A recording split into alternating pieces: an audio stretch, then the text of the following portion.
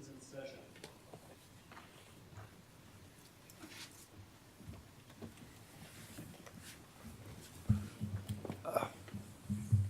Thank you all. Please have a seat. Good afternoon. So the case that we're going to take up now is called the Estate of Daniel Brookoff versus Alexander Clark. May I have the entry of appearances, please? Ms. Stevenson, thank you. Counsel?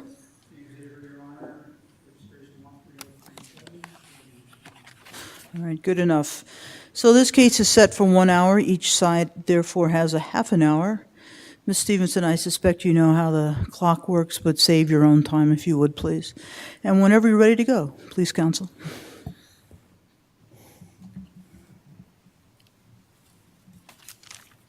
May it please the court. The purpose of the dead man statute is to guard against perjury by living interested witnesses when deceased persons cannot refute the testimony. Now, in this case, the Court of Appeals held that this protection does not apply if the potential victim of such perjury is an insurance company. Now, the court reached this conclusion through 3 distinct errors. First, it simply bypassed the plain language of the dead man statute, which applies in any civil action regardless of who the parties are. Second, the court relied on earlier case law that had interpreted earlier versions of the statute to try to ascertain the statute's purpose. But the very language that those cases relied on has since been removed from the statute. So it was error for the court to rely on those earlier cases. And third, the court adopted a rule that the dead man statute does not apply to claims that are potentially covered by insurance. This is a rule that is entirely inconsistent with the purpose of the dead man statute. It's unfair, and it's been rejected by every court across this country that has considered it. And I want to spend my time in my argument today going through each of these errors in more detail. So let me turn first to the plain language of the statute. Obviously, this court and Hornbook law tells us time and time again, when you interpret a statute, you start first with its plain language. And if the language is clear, then that tells you what the purpose of the legislation was, and that ends the analysis. Now, the dead man statute tells us exactly when it applies. It applies in any civil action or proceeding where a party or a person in interest with a party seeks to admit the oral statement of a person who is incapable of testifying. All of those criteria were undisputably met here. This was a civil action. The plaintiff, Alexander Clark, through his mother, a person in interest, sought to admit the oral statements of Dr. Brookoff, who was deceased and incapable of testifying. And based on that reasoning, the trial court excluded those statements about Dr. Brookoff's oral statements. Ms. Stevenson, maybe you're going to get there, but can you focus in on the person in interest piece and tell us why mom is a person in interest and how you define that? Absolutely. As 2 threshold issues, Your Honor, the plaintiff did not raise an objection to the person in interest status in the district court, and so I do believe that issue is waived, and the Court of Appeals certainly did not address it at all in its opinion. So I would first and foremost take the position that that argument is waived. However, a person in interest is a person who has any significant and non-speculative financial interest that makes that person's testimony standing alone untrustworthy. And the estate asserted that Mr. Alexander Clark's mother was a person with that kind of interest in this case. Now, after that, the court invited the plaintiff to show any exceptions to the statute, and he never made any argument that the mother was not, in fact, a person in interest. And the testimony at trial bore this out. The testimony was that the mom had been taking care of the plaintiff for any number of years. There were damages sought for compensation for that care, and there were also future damages sought that would pay for that care to continue either by her or by paying someone else. And so the district court determined that that was a significant and non-speculative financial interest that would render her testimony untrustworthy, and I think that the record fully supports that conclusion. Does it matter that, does the biological connection matter? So let's say the caregiver was somebody who had no relationship to this young man. Would that person also be a person in interest? Certainly could be. The statute is not limited to family members specifically. I think obviously the common sense reading would be that a family member might be more likely to have a significant and non-speculative financial interest, but it wouldn't be a requirement. Thank you. So coming back to the plain language, the trial court applied it, found that the testimony should be excluded. When the Court of Appeals took up this issue, it didn't address the language of the statute at all. It skipped over it and instead went on to create an unwritten exception. And I think this is important. The Court of Appeals did not say there's a provision of this statute that I find ambiguous and I need to look to case law to ascertain the purpose. That didn't happen. There was no statement from the Court of Appeals that there was any ambiguity in the statute. But nevertheless, it went forward to rely on what it perceived to be the purpose of the statute to write an exception. And I want to draw the court's attention to the Tompkins case, in which this court, I think, rejected exactly that approach in a dead man statute case. In that case, just as in this case, the trial court found that the dead man statute applied and excluded testimony. The Court of Appeals on review said, well, we see that the statute excludes that testimony, but we think really the purpose of the statute wasn't designed to exclude that type of testimony, and so we're going to find that it should have been admitted. And this court said, you cannot do that. If the plain language of this statute says the testimony must be excluded, it must be excluded, and you cannot create an exception based on your view of the purpose of the statute, and that to do so would be a violation of separation of powers. So again, the Court of Appeals erred by simply skipping over what I think is clear plain language of this statute. The second error that the court made was that it, instead of looking to the statute, looked to case law that had interpreted an older version of the dead man statute. And in doing so, it concluded that the purpose of the dead man statute was to protect estates, and therefore, if an estate couldn't be diminished by the proceeding, then the dead man statute wouldn't apply. And there are really two cases that articulate this diminishment requirement. One is the two Court of Appeals cases. One is the estate of Crenshaw from 2004, and one is National State Bank versus Bremen from 1972. Both of these statutes were decided under the pre-2001 version of the dead man statute.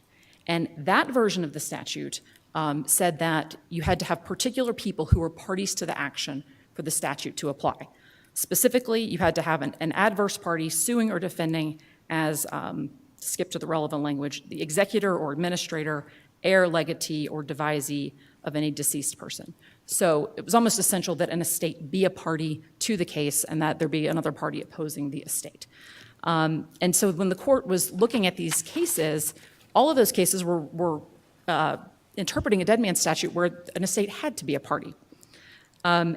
That language that limited the statute in that way to those types of parties has been removed. And the new language says it applies in any civil action, regardless of who the parties are. Now, this court addressed a very similar situation recently in the Oakwood Holdings case. And what that case said is, you cannot rely on cases interpreting an older version of a statute where that statute has been amended and that language is no longer there. And so for that exact reason, it was improper for the Court of Appeals here to look back to cases interpreting the older version of the statute. And I do want to take just a minute to focus on these cases because I don't think they stand as strongly for the proposition that diminishment is a requirement as the petitioner or as the respondent would have you believe. Again, the diminishment requirement is articulated in these two cases. The estate of Crenshaw case states the proposition and cites back to the Bremen case 30 years earlier. The Bremen case states the proposition and cites back to the Allen case from 1935, and I can't find anything in Allen that talks about diminishment of an estate at all. And so I do think this may have been some of repeating language that was used, but I can't find any place in the case law where any Colorado court has really articulated why diminishment would be a requirement. And I think really where that language comes from is the purpose of the dead man statute is to avoid fraudulent testimony or fraudulent claims based on perjured testimony. For a long time, estates had to be parties to those types of cases. And so I think this notion of protecting an estate really just came as sort of a proxy for, are we concerned about there being perjured testimony that could injure a party in this case? But again, there's no clear explanation of where this requirement came from. And my final point I want to make about the case law is this. There's no Colorado appellate case that has affirmed ever a decision where the trial court said, I read the dead man statute, the testimony should be excluded, but I see that an estate won't be diminished, therefore I'm not going to exclude the testimony. The Court of Appeals is the first court in the state to ever do that. And so I think there's just not a precedent for what it did in this case. So the third error that I want to talk about that the Court of Appeals made here was to adopt this insurance exception. And so, first of all, again, coming back, there's nothing in the plain language of the statute that would suggest, permit that exception. And of course, other states, even states that still have this limiting language that require an estate to be a party, even those, every one of those cases has rejected this exception. And there are a few important reasons for that. And the first and most obvious one, I think, is this is a statute about witness competency. And what the Court of Appeals has done is said, we're going to have a different standard for witness competency and allowance of potentially fraudulent claims if there's going to be an insurance company that's going to pay the judgment. And I just think that is fundamentally unfair. I don't know of any other situation where we would treat a party so different in an evidentiary manner simply based on who it is. The other thing that the cases all call out as a problem with this rule is that just as a technical matter, it's not logical. There is no obligation for an insurance company to pay a judgment until that judgment is rendered. And yet we're talking about decisions that have to be made not only before the judgment is rendered, but that might actually affect the judgment. And so you'll see that, this point made throughout the cases. And then finally, the rule is just unworkable. You think about the notion of whether an estate is going to be diminished and how insurance relates to that, and whether there are assets in the estate, and whether there's a deductible, and what the coverage limits are under what circumstances. All of these questions that a trial court would have to figure out when it's deciding who can get up on the stand and what they can say. And I think to put that burden on the trial courts is not a reasonable thing to do. And on top of that, I think it invites the exact kind of gamesmanship with respect to the statute that these amendments were designed to take away. The purpose of this amendment was to make the statute clearer and to provide less of these loopholes that people can latch onto and try to argue their way out of the dead man statute. And this would just give them another opportunity to do that.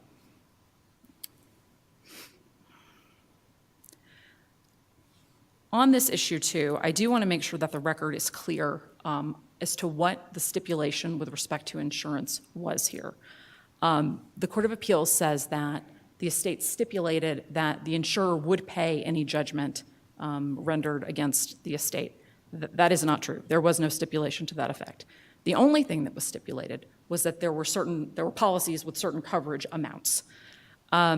And the only reason that that information was even out there in this case is because there was, or why that stipulation came to be, was because there was a dispute about Rule 26 disclosures, and in order to, because it didn't want to produce all of its different, layers of coverage, the hospital or the estate simply stipulated that there were a certain amount of coverage. Again, this didn't come up in the context of anything related to the dead man statute. It wasn't, until later when this argument was made that the plaintiff used that stipulation to advance his argument, but the stipulation had nothing to do, and it was only fortuitous that it was in the record at all. So let me address one last argument that the plaintiff has made in this case, and it relates to the exception 1C to the statute, and that's the uncorroborated evidence of related communications exception. And the plaintiff here says, well, the medical record came in and there were notations in there that the Dr. Brookoff had made talking about when he had advised the plaintiff about the risks of ketamine and had given him, the information he needed to provide informed consent.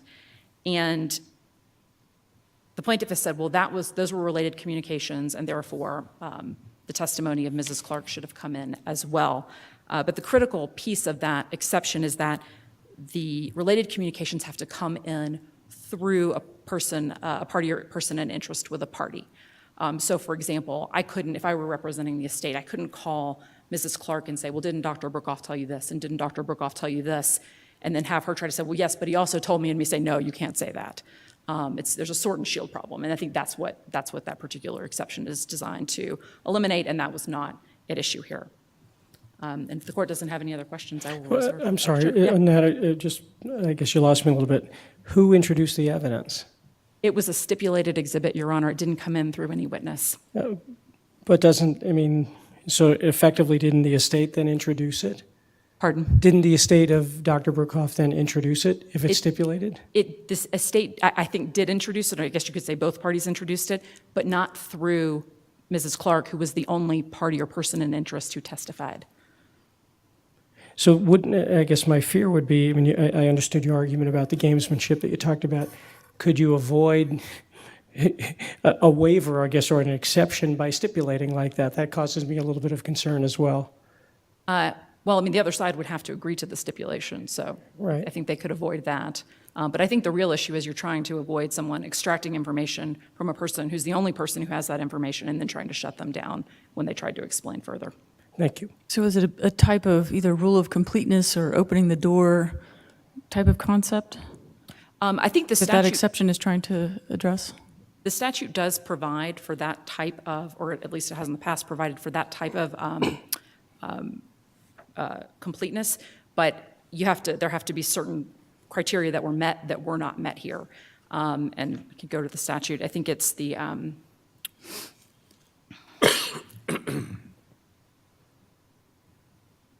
oh, no, I'm sorry. I'm thinking of the one about the testimony concerning the oral statement is corroborated by material evidence. So obviously, if there were corroborating information, then she would have been allowed to testify if she'd had any evidence to corroborate her own testimony. I actually think that the rebuttal exception that you're talking about, the opening the door, was removed from the statute because it had become so complicated. But I will tell you, despite that, what the district court did in this case is he said, if anybody mentions those references to informed consent that are in the 700-page medical record, then she will be able to testify. So he effectively, provided for that anyway. Okay. I'll reserve the balance of my time. Thank you.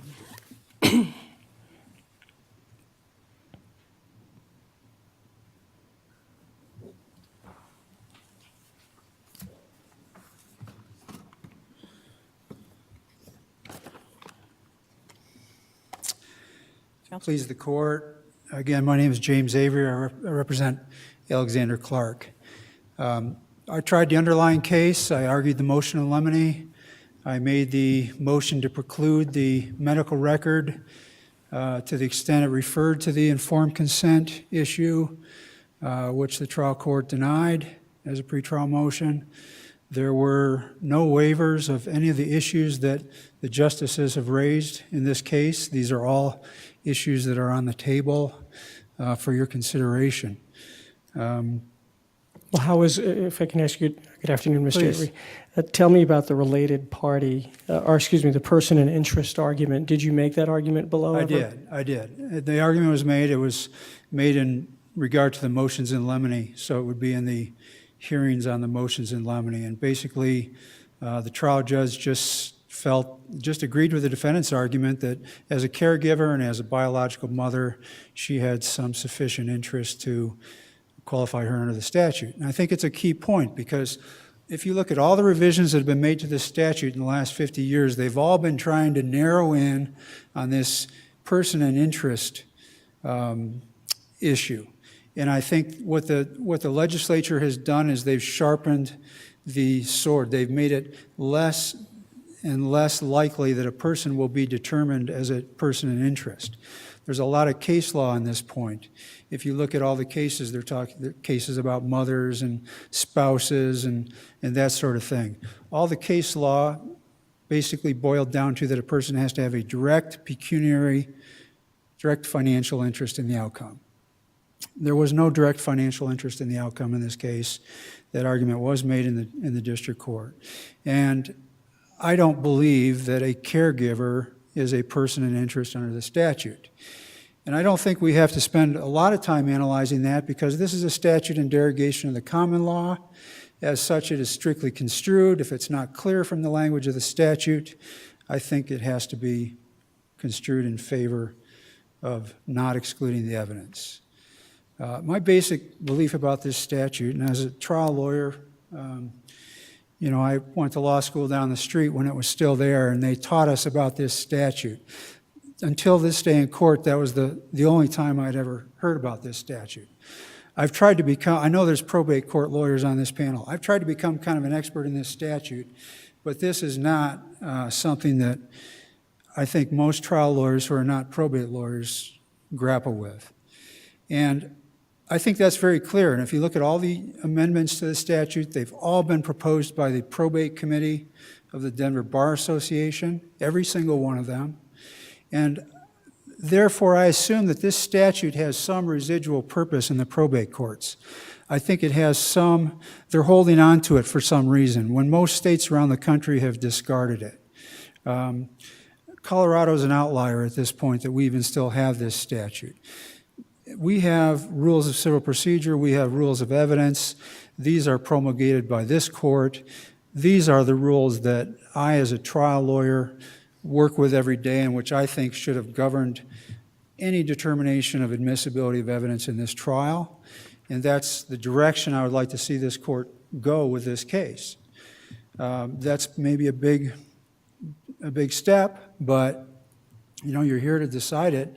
I think we should just honestly give a clear rule that this statute does not apply to exclude any evidence that would be admissible under the rules of evidence in a civil action. You don't have to go that far, though, to win this case, obviously. No, I don't. So I don't. I'm speaking as, you know, someone who's trying to somebody who's advance just the interested in dead man statute jurisprudence. To win this case, honestly, I think if you look at what it boils down to, is this statute kind of gave this judge a plate of pizza, to kind of remind one of my evidence teachers. He said, you know, you put this thing in front of the judge and he can do whatever he wants to with it. Because if he thinks it's unfair that somebody's not there to rebut the testimony, and that's all that happened in this case. The judge just kind of scratched his head and said, well, gee, I don't know, the doctor's not here anymore to talk about this issue. That doesn't seem very fair to me. Well, I get that. I think everybody gets that. But if that's the case, then anytime somebody dies, the unfairness falls on the injured party, always. And in this case, that's exactly what happened. The statute is so subjective in its application that it is truly unfair. And the courts have tried to narrow that down by saying, well, if there's no diminishment to an estate, we're not going to apply this statute. And I think that's a good rule. Counsel, that may be what some courts have done, maybe, but what the legislature seems to have done in 2013 in particular is not to have narrowed, but to have broadened the statute in its application by taking out limiting words in both 2002 and 2013, referencing estates. And aren't we supposed to be interpreting what the legislature did rather than? Well, once again, I think what the legislature did was unclear. I think that there was language in there that says, in any case or any civil action, that's been in there for 100 years. So when all these Court of Appeals decisions have been adopting this diminishment rule, it was always in conflict with the plain language of the statute to some degree.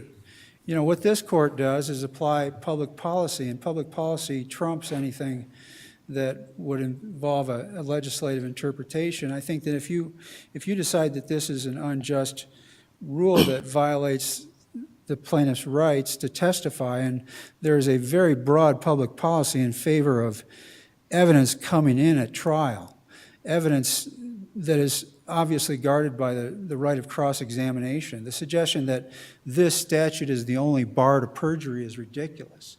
The best way to protect against perjury is cross-examination, and we know that. So we allow evidence to come in, we allow both parties to grapple with it, we allow the courts to cross-examine the witness, or the lawyers to cross-examine the witnesses, and then the jury decides what they think is fair. But the problem is that one person here is deceased.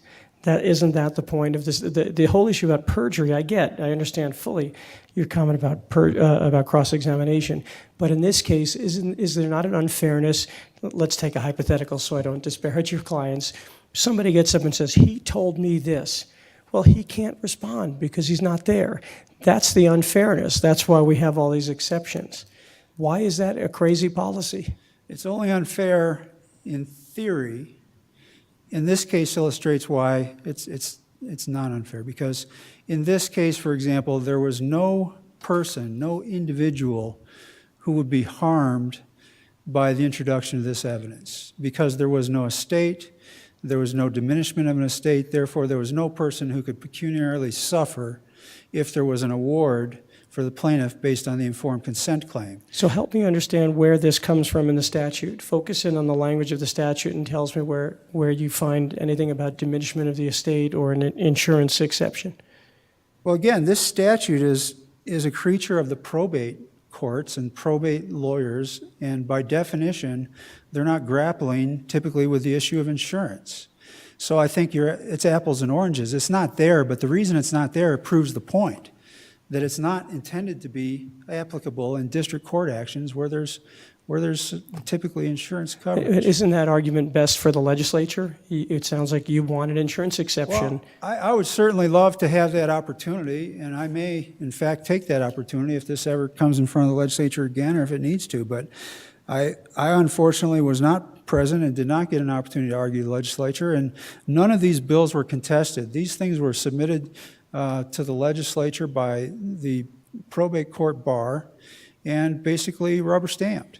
So they were attempting to address certain issues. They weren't addressing this insurance issue, but I think that's a good policy. And I didn't invent it. I'm not here, trying to invent it. And I'm not saying you have to have an insurance exception. The insurance is merely the context in which this case arose. And the stipulation, to be clear, was that there was sufficient, and this was the defense lawyer's word, sufficient assurance to cover any possible judgment in the case. So that stipulation, in fact, was raised, and we did talk about this with the trial judge, that because of that stipulation, we didn't have to grapple with the issue of could there be a diminishment. It was de facto. There was no diminishment in this case. There never will be a diminishment in this case. Are there scenarios other than insurance coverage where there would not be a diminishment of the estate in an action like this one?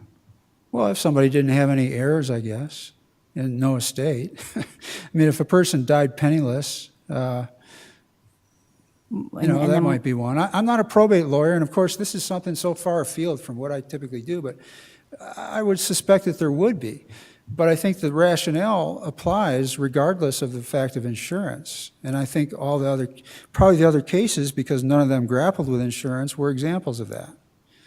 I don't recall offhand what the facts were that I guess the led reason to I'm those asking is decisions. I think Ms. Stevenson's point that having a special rule of who can testify that applies essentially to one type of party but to no one else in courts feels unusual.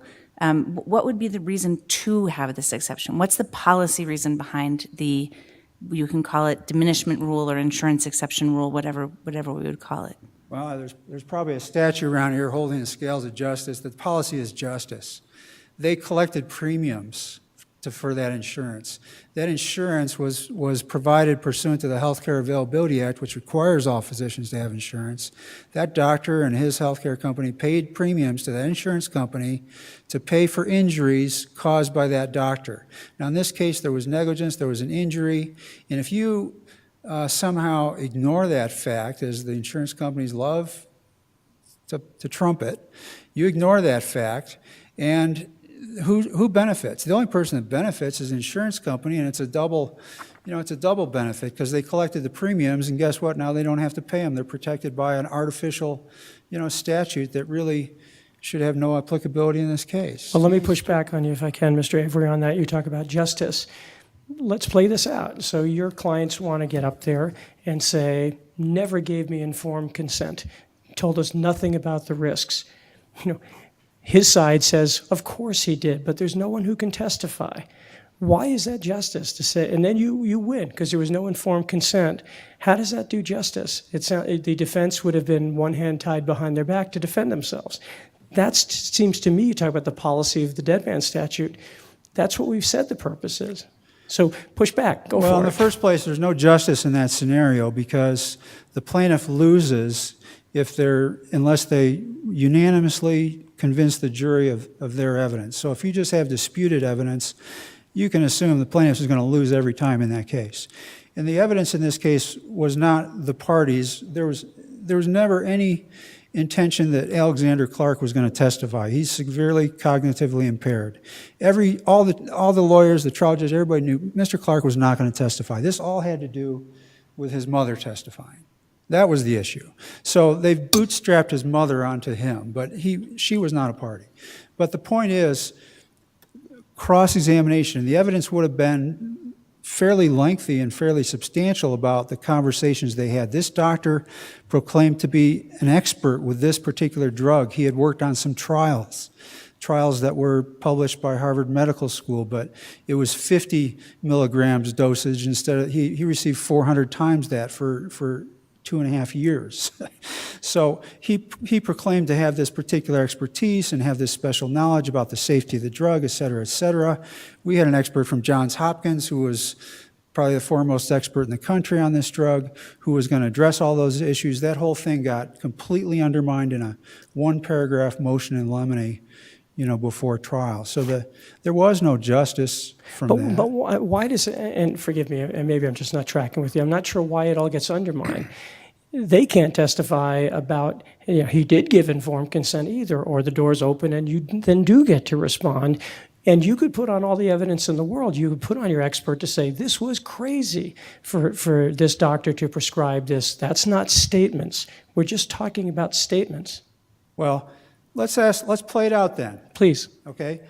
First place, the doctor had not only the responsibility to document the medical record, but he had the opportunity. So he did get to have his say, and he put his statement in the records repeatedly about advising the patients about the risks and so forth of the drug.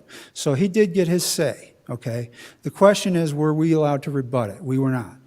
If we had been allowed to rebut it, what would have happened? It would have opened the door to the experts to talk about the safety of this drug, what should have been informed, what wasn't informed, et cetera.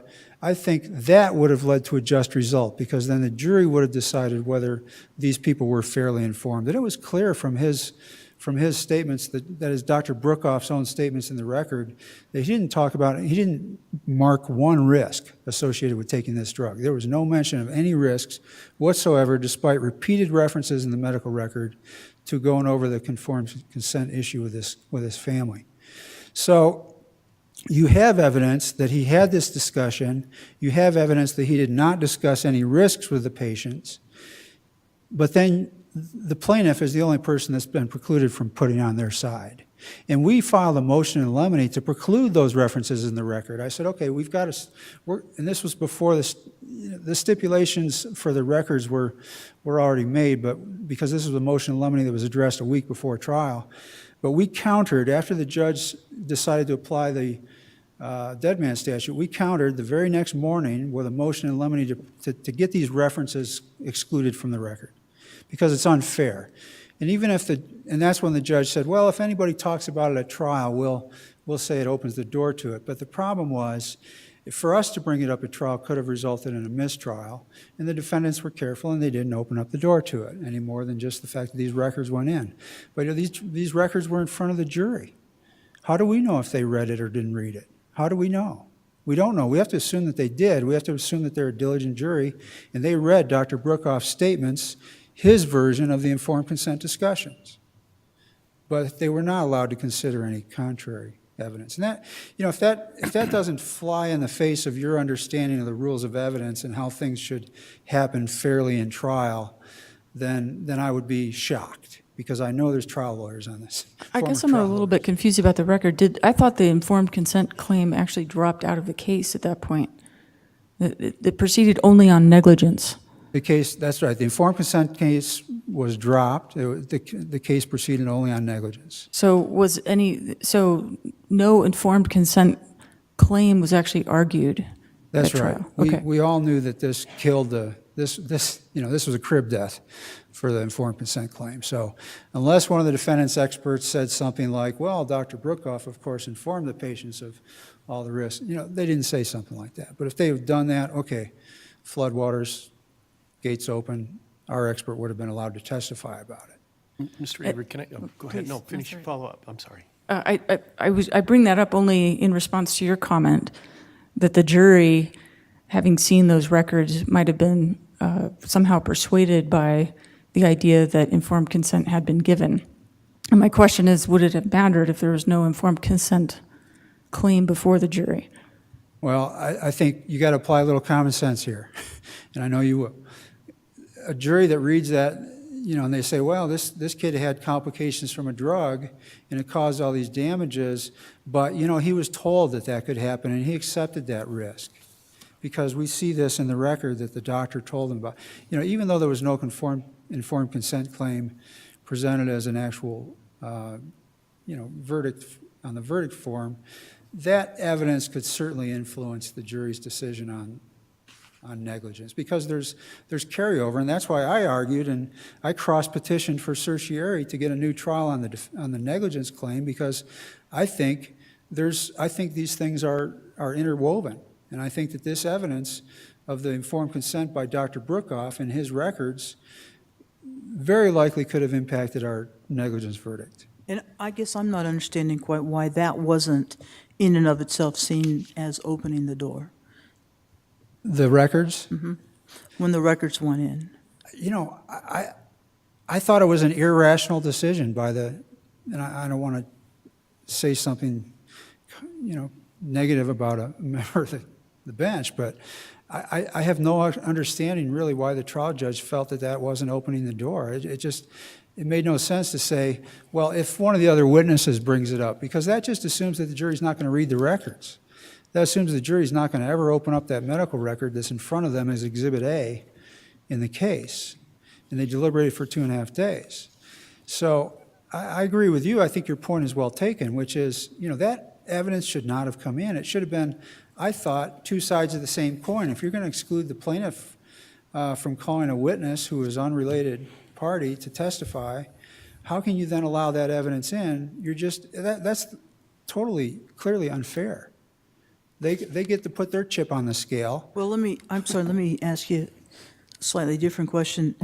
So the dry medical records came in, but the judge didn't allow any argument about informed consent at all? Well, he kind of threw the gauntlet out there. He said, if any of your experts talk about this, then I'm going to let the plaintiffs. Right, I'm more referring to closing arguments. The closing ref- arguments? closing Yeah, it was a arguments. non-issue at that point. I mean, So nobody was allowed to talk about it during closing arguments?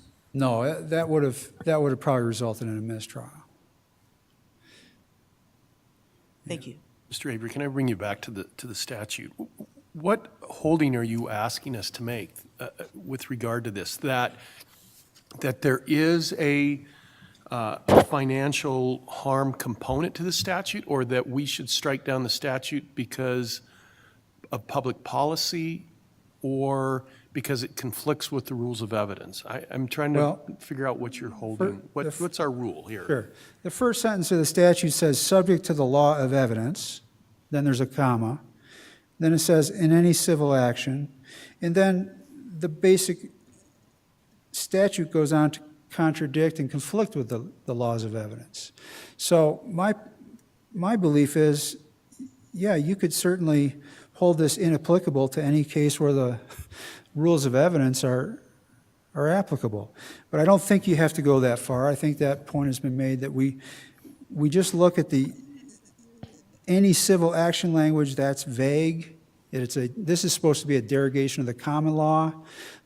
Therefore, it's strictly construed. We can just strictly construe this statute and say it's not clear whether it would apply in this scenario. We're going to uphold the prior decisions of courts that have held that if there's no diminishment to an estate, that therefore this rule is inapplicable. And I think that's fair. I think it's workable. It's been the law for probably 100 years in Colorado. you know, that's just out where the rubber meets the road in the district courts. I mean, that's been the law. That is the law. Can I interrupt you right there? At the risk of showing my ignorance, and this may be a question for your opponent as well, but when you talk about it being the law for 100 years, that seems problematic to me because the statute we're talking about here, as she points out, is a very express statute, and it is substantially different from any law that preceded it, or so it appears to be on the face of it to me, which raises the question why any of this prior law you talk about should be taken into consideration or should have effect on how we construe it. The flip side of that, though, is given the way the statute is phrased now, why does your opponent, why do you accept, why did the Court of Appeals, why did the district court think this is a statute that bars testimony rather than simply provides an exception to allow testimony? Well, this proves the point that this is a very unclear statute. And the fact that they've had to amend it time and time and time again, and they just can't get it clear. Why do we think with this last amendment they were trying to do something along the same lines as what we've referred to as a dead man statute in the past?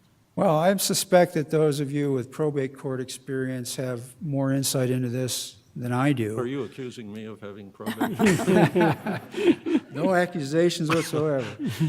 But I think, you know, I'm limited to just reading what was in the legislative record. And there was just a couple of brief comments about, is this being proposed by the probate division of the Colorado Bar Association? Yes, okay.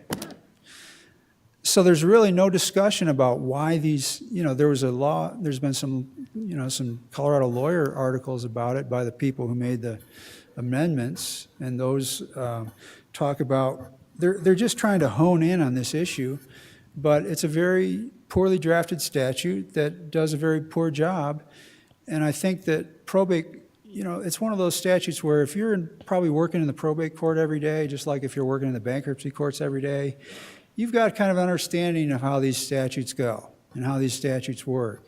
And the judges oftentimes have the same sort of understanding as the regular bar does. But see, what happened in this case is this is a zebra. You know, it had hoof prints and so forth, but from the district court, the district judge's perspective, and I don't fault him because he probably never grappled, I think he said he never grappled with this before in his years on the bench. The defense lawyer said he'd never grappled with this before in his 40 years on the bench. I had never grappled with it in 36 years. So we're all looking, we're writing zebras here. We don't know anything about this statute, so that's probably why we bungled it up. But, and I don't know that the Court of Appeals has any, I don't remember, honestly, if they had any probate court experience there. But Can I ask a different question, similar to a little bit what Justice Coates just asked? Assuming this statute doesn't exist, what's the rule of evidence that allows this statement to come in? well, the question is properly, what's the rule of evidence that precludes the statement from coming in? Because unless there's a rule to exclude Why is it not comes in. hearsay? It's not hearsay because it's not a party in interest. It's not hearsay because she was going to talk directly about what she witnessed. It is, She was going to and she testify to was- what the doctor said. That's right. How's that not hearsay? Well, it's not hearsay because she's testifying to what the doctor said, but she, It's an out-of-court statement, But and I she's- assume you wanted to introduce the matter for the truth of what the doctor said. No? well, it certainly bears to the truth of the issue of whether they were given informed consent. That's for sure. Obviously, there's, Well, then, okay, just help me. I'm not trying to be difficult. How's that not hearsay? well, Could I jump in to just speed along to seal you two together? I thought in the briefs you were arguing at one point that this would be an exception to the hearsay rule for an admission against interest. it's an exception, Taken on that, or? there's an exception for admissions against interest. There's also the residual exception if something has sufficient reliability. You know, counsel has used the word perjury. You know, that's a strong word, and it's deliberately meant to sort of terrorize this proceeding. There was no, these people that were the woman that was going to testify, Mr. Clark's mother, there was no issue I don't believe of perjury or her going to be Can I perjuring ask you a herself. question? Just, for example, what was the content of what the doctor said? Was the content of what the doctor said, I know this is really risky and I probably shouldn't do this because it's negligent, but, or was it, I really think you should try this, I think this is going to be helpful? It was, I'm working on secret projects for the government. We're doing studies and trials on this drug. It has no known risks or side effects that we're aware of. And I believe it will help your son. All right. How is that a statement against interest? Well, It's a, because he was clearly, according to the testimony of our experts, he was one of the co-authors of a journal article on the use of ketamine, that they had done some studies. And there were risks that were known about ketamine causing cognitive side effects and cognitive deficits. These risks were not disclosed. So it sounds- So the admission is he did not disclose the risk of cognitive deficits when he was I get the recommending this relevance drug. of it. That's clearly relevant, but how is that a statement against interest? A statement against Well- interest is at the time you make the statement, you know this can be damaging to me. Like, I know this is negligent and I shouldn't do this, but I'm going to prescribe Well, this. the rule is admission against interest, and I think in a broader context, it would qualify. Well, as I admission. think we're talking about two. There's a statement against interest and an admission of a party of opponent, which is not hearsay. Which one are you talking about? Well- You keep using admission, and you're confusing me. Yeah, one second, and let me, if I may.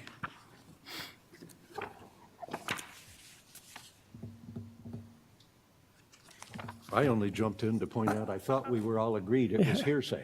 So Well, the problem is, this wasn't argued as a hearsay. You know, it's never been argued, the hearsay component wasn't argued and wasn't Well, I was really just trying to briefed. follow up on your subject to the law of evidence is all I was trying Yeah. to follow up. Well, my suggestion would be that if you remand this case, that the trial court's going to have to decide, they're going to make a motion to exclude this evidence on the basis of hearsay, and then we're going to brief it and we're going to decide it on that issue like we always do. That never happened, and that's the unfairness of this proceeding. So I'm not asking you to decide that hearsay issue. I'm saying that proves my point. That is the issue that should have been grappled with, and that is how it should have been, I believe, dealt with in the trial court. Mr. Avery, can I ask you just for a factual clarification? I think you said this, but I want to make sure I heard it.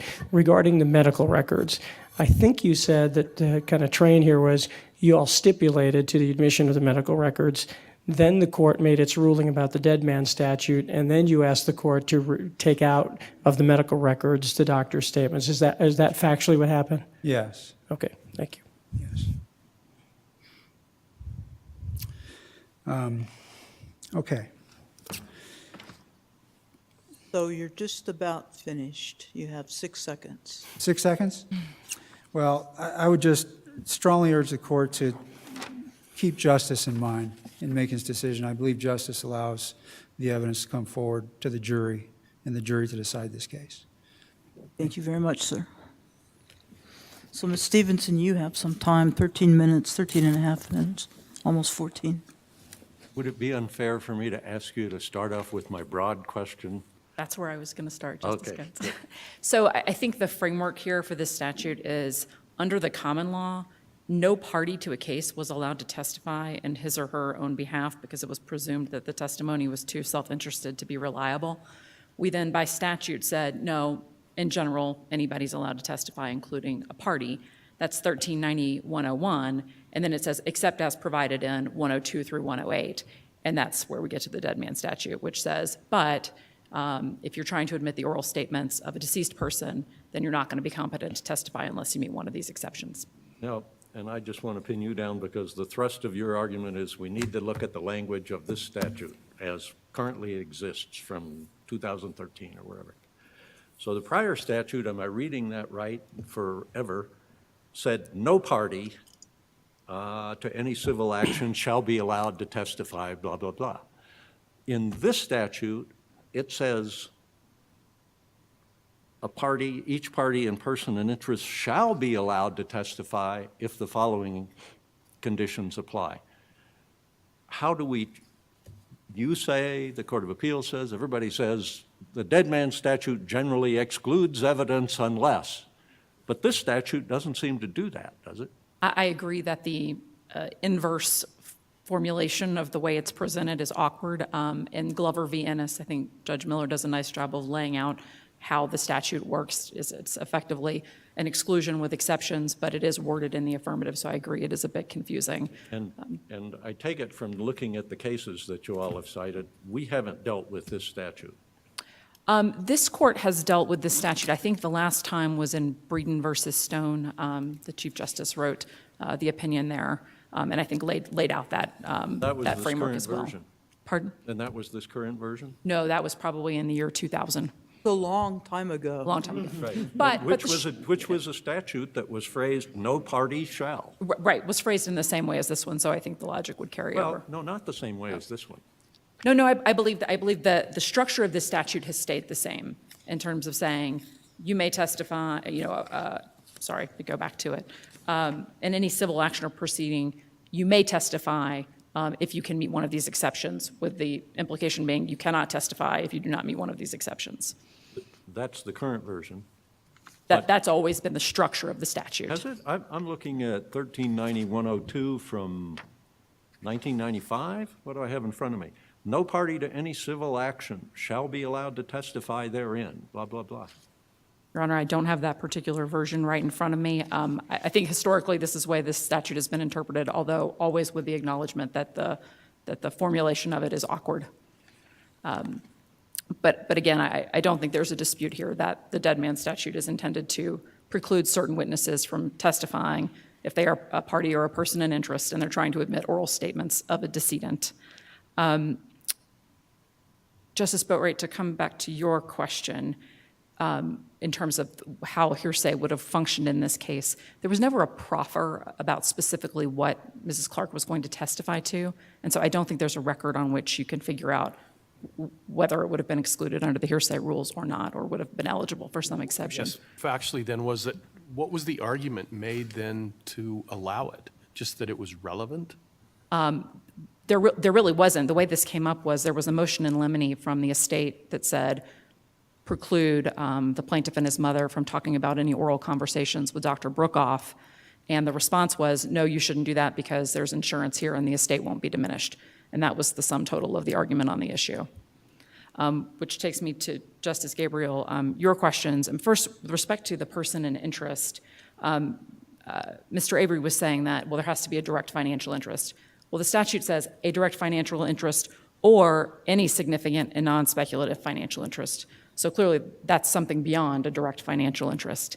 And I know Mr. Avery said that he made this argument in the district court. I will challenge you to find any place where there was any argument made that the mother was not a person in interest. That's just not in the record. Well, do you think we've accepted cert on that issue? I do not. And on this opening the door exception, the court specifically denied cert on that issue. And I do want to be clear about that argument. There is no just general open the door principle that would allow a person to get out of the application of the dead man statute. There is a specific exception in this statute, that 1C, but it is limited. And it says that the evidence has to come in through a party or a person in interest with a party. And that's the criteria that just didn't happen here. And so again, this court has denied cert on that issue specifically. And Mr. Avery has never laid the foundation for why that exception would have applied because the evidence did not come in through Mrs. Clark, who was the only person in interest who testified. And then finally, just to come back to the statute as a whole, I mean, the legislature here is trying to balance two potential harms. One is that people are going to come in and with fraudulent claims, or just, I agree with Mr. Avery, it doesn't have to be perjury. I think it's the temptation to slant your testimony when you know that there is no one there who can rebut it. That's the risk that is being weighed against the risk that there may be some meritorious claim that might actually fail because of that exclusion. I do want to point out this statute provides a lot of exceptions. If you have any corroboration for your testimony, you're going to get it in. And so it's going to be the very rare case where there are truly no exceptions that are available, and this statute's going to apply. But this case is exactly the type of case in which the dead man statute is intended to apply. where you have a party coming in purporting to testify about oral statements against someone who has passed away and who cannot be there to defend themselves.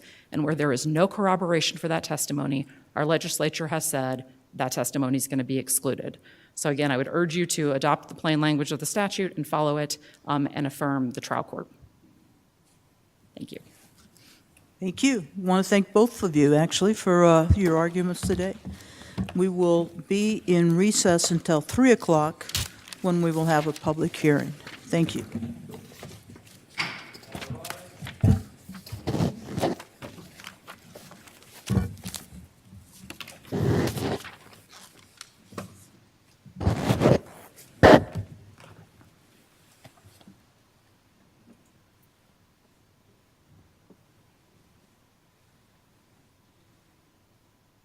Board is in recess until 3 o'clock.